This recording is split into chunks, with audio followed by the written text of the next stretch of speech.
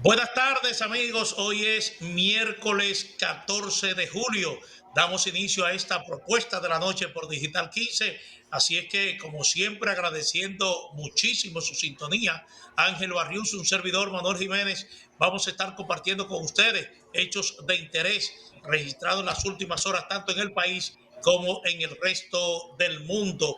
Manuel Reyes con su acostumbrado resumen deportivo y Henry Ebrard tendrá hoy una intervención interesante.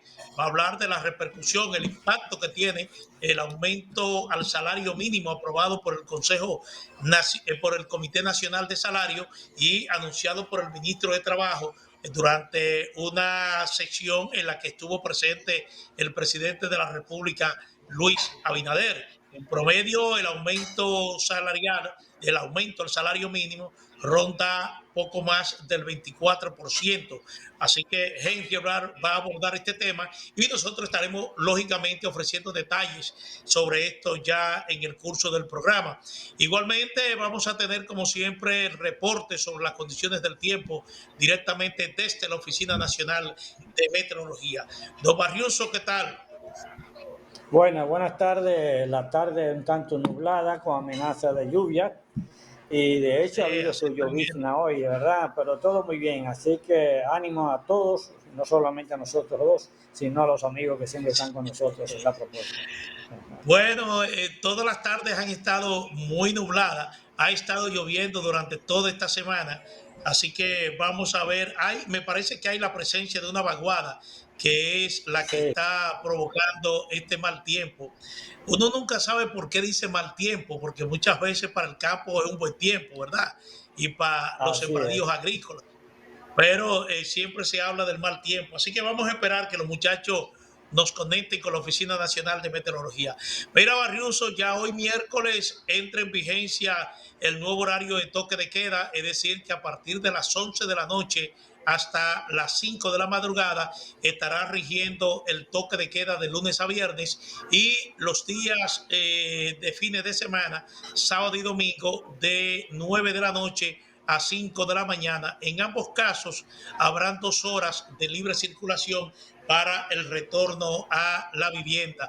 Lo importante para aquellos que quieren ir a bares, a restaurantes que estarán operando ya a partir de hoy hasta las 10 de la noche, es que la venta de bebidas alcohólicas estará ya en consonancia con el mismo horario del toque de queda. Es decir, que se podrá vender bebidas alcohólicas mientras usted esté en un restaurante, en un bar, en cualquier lugar público o privado. Así es que ese es el proceso de desescalada que ha anunciado el presidente de la República. Y mira, Barriuso, algo importante, la vicepresidenta de la República, Raquel Peña, está informando hoy que por fin llegamos a 9 millones de vacunados en la República Dominicana. Nosotros tenemos una población un poco más de 11 millones de habitantes según el último censo de población y vivienda, pero la vicepresidenta está anunciando hoy con júbilo, e incluso utilizó un lema: somos más los vacunados. Este es un lema que anunció, que acuñó para hacer este anuncio. La distribución es que hasta la fecha hay 5.2 millones de dominicanos que han recibido la primera dosis de la vacuna contra el virus que causa el COVID-19 y 3.6 millones que han recibido la segunda dosis. 123.334 ya se han inoculado por tercera vez y hay que recordar que República Dominicana ha estado aplicando la vacuna de las farmacéuticas AstraZeneca, que fue la primera que llegó al país y se aplicó al personal de salud, y posteriormente Sinovac, que es la que mayormente se ha aplicado, y ya últimamente se está recibiendo la vacuna de Pfizer, que es la que se está utilizando para inocular a menores mayores de 12 años, pero igualmente se está aplicando ya en la tercera dosis. Es un buen paso, yo espero que sigamos vacunándonos porque lo importante es que el porcentaje de vacunados o el número de vacunados con 2 dosis aumente, porque todavía el porcentaje bajo. En relación a los 11 y pico de millones que tiene República Dominicana, 3.6 millones de vacunados con 2 dosis todavía no es un porcentaje importante para uno reclamar inmunidad de rebaño, Barrios. Bueno, con 2 dosis creo que hay un promedio de alrededor de 45, el término de promedial. Con una dosis, si no me recuerdo, vi un promedio de un 60. De manera Bueno, que 5.2 hablo es más o menos promedio, ¿verdad? 60. Sí. Sí, Sí. estoy hablando de promedio, ¿verdad? Y de manera que por lo menos avanzamos para ser optimistas con todo esto, aunque no a la velocidad, al ritmo que todos quisiéramos, pero vamos avanzando. Bueno, lo importante es las comunidades, ya que a partir de la próxima semana puedan llegar al 60. 70% o superar el 70% de vacunados, porque en esas demarcaciones, de acuerdo al decreto del Poder Ejecutivo, que alcancen más del 70% de inoculados, se le estaría ya eliminando todo tipo de restricción a la libre circulación y a la libre actividad, aunque se le sigue recomendando el uso de mascarillas y mantener el distanciamiento social. Pero esto es lo que está estipulado en el decreto, que las demarcaciones geográficas de República Dominicana que alcancen ese 70% de vacunados ya no tendrían ningún tipo de restricción a la libre circulación, ningún confinamiento. Así que vamos a esperar quién gane esta competencia, Barriuso, ¿verdad? Así es, sería interesante observar esto. Sí. Bueno, vamos a ver. Pero lo importante es que todo el país alcance más del 70% inoculado con las 2 dosis, porque esto es lo que se considera efectivo en términos de inmunidad de rebaño.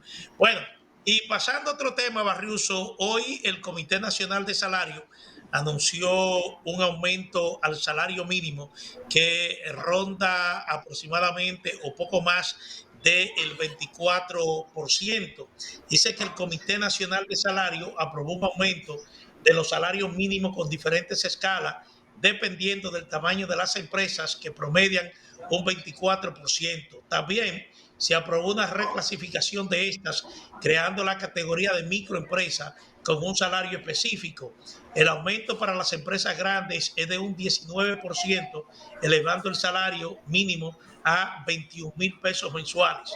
Las medianas empresas pagarán un aumento del 59%, llevando el salario a 19,250 pesos mensuales. En el caso de las pequeñas empresas, pagarán un incremento de 20.2%, lo que eleva su salario a 12,900 pesos. El aumento para las microempresas será de 11%, llevando el salario a 11,900 pesos al mes. El incremento se pagará en 2 etapas, la primera y de mayor proporción a partir del 16 de julio y la segunda y más pequeña en enero del 2022. Las empresas grandes, por ejemplo, pagarán 20,000 pesos a partir del 16 de julio y 21,000 en enero. La reclasificación en la cual se ha basado este histórico acuerdo considera las microempresas con hasta 10 trabajadores y ventas brutas de hasta 8 millones de pesos anuales. Las pequeñas de 11 a 50 trabajadores y ventas brutas de entre 8 hasta 54 millones de pesos en ventas anuales, y las medianas de 51 a 150 trabajadores y ventas de 54 a 202 millones de pesos en ventas anuales, y las grandes con más de 150 trabajadores y más de 202 millones de pesos en ventas brutas anuales. Esto es la resolución del Comité Nacional de Salario que fue dada a conocer en el día de hoy. Bueno, lo que están los dirigentes sindicales y los dirigentes de las patronales están muy conformes con esta decisión del Comité Nacional de Salario, están satisfechos. Lo que dicen es que este incremento salarial de alguna manera hace que se retome la capacidad de compra, la capacidad de consumo de los dominicanos.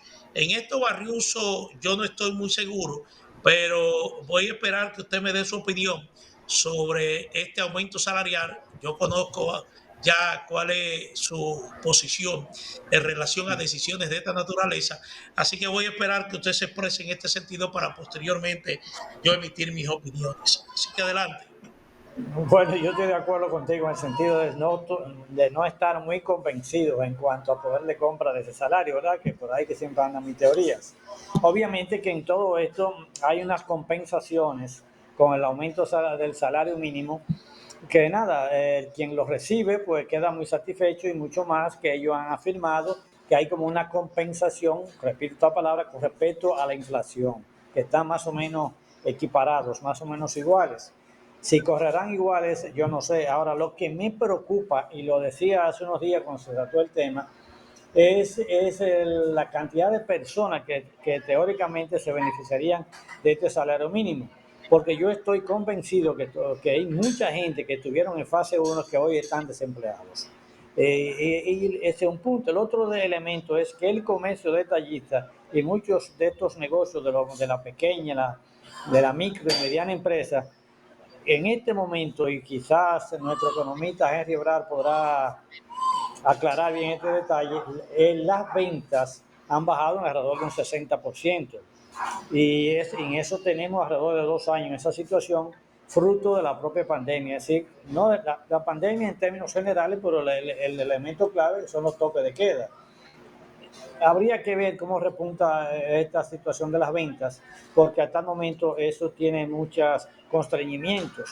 Por el otro lado, Jiménez, ahí termino para darte tiempo, es la presencia del presidente de la República en el Comité Nacional del Salario. Yo no recuerdo un presidente de la República que estuviera participando del Comité Nacional del Salario.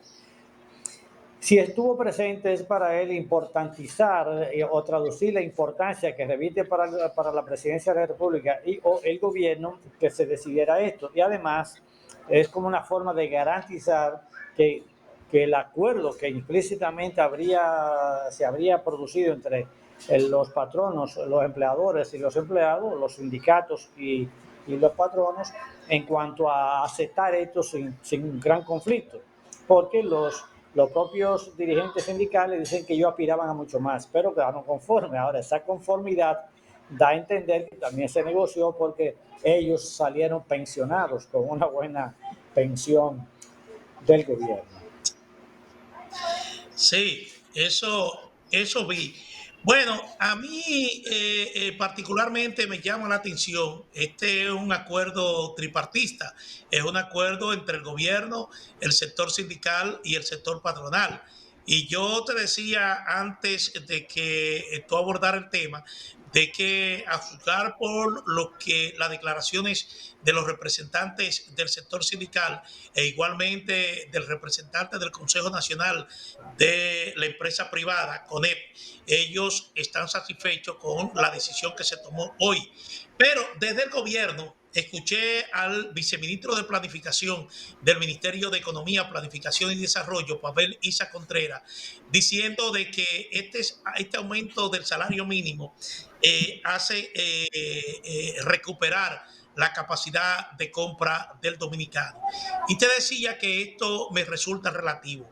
Todo aumento de salario tiene un impacto en la macroeconomía, en la economía en sentido general.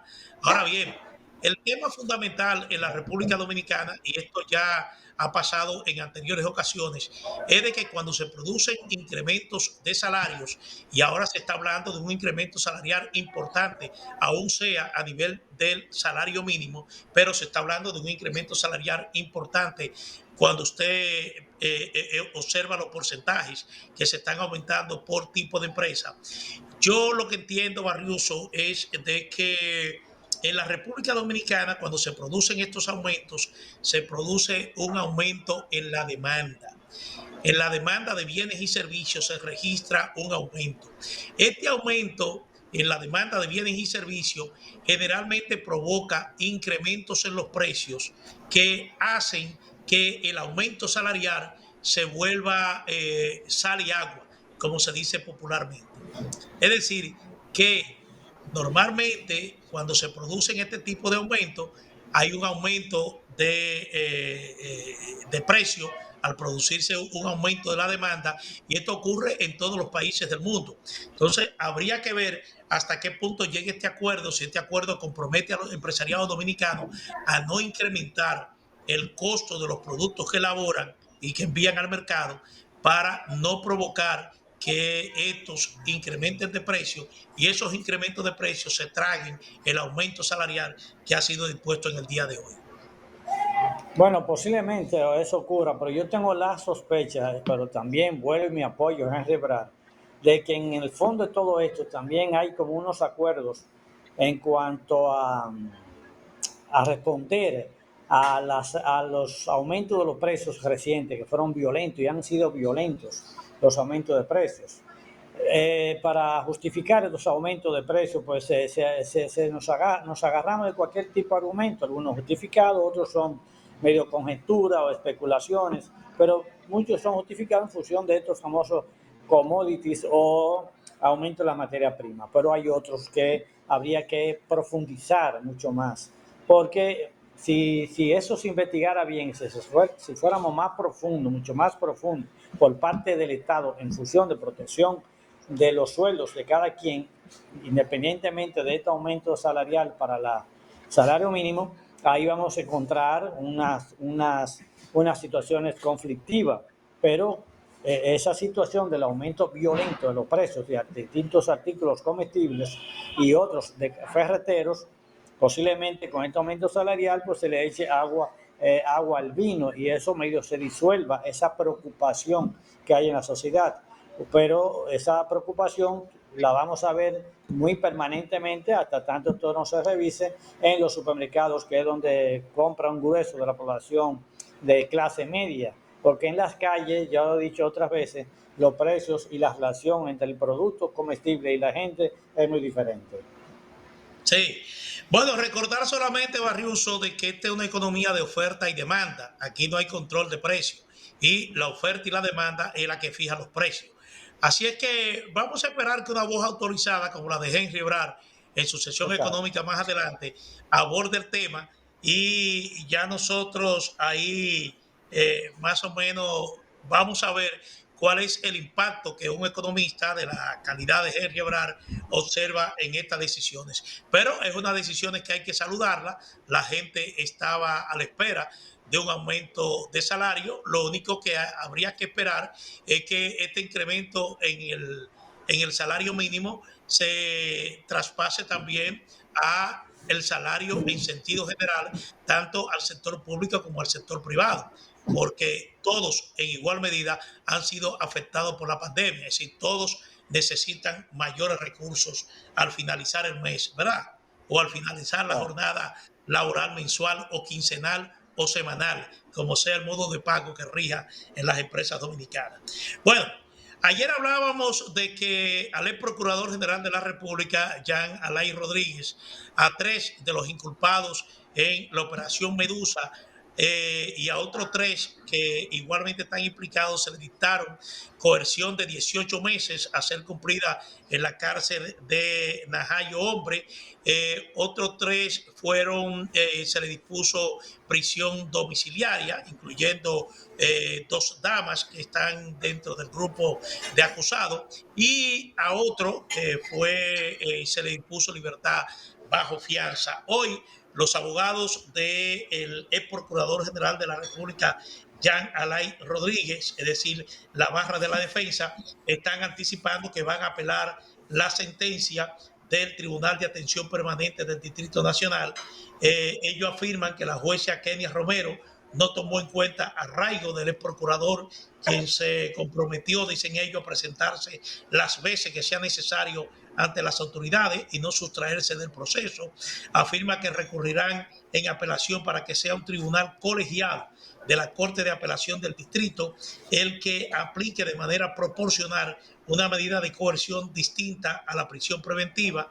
La medida, dicen, es desproporcionada y vamos a seguir clamando en los tribunales hasta que se nos oiga y se entienda que se puede llevar un proceso penal con un ciudadano en libertad y que eso garantiza el principio de igualdad y el derecho de defensa de los judiciables, expresó José Figueroa, Guílamo, que es el abogado principal del ex procurador general de la República.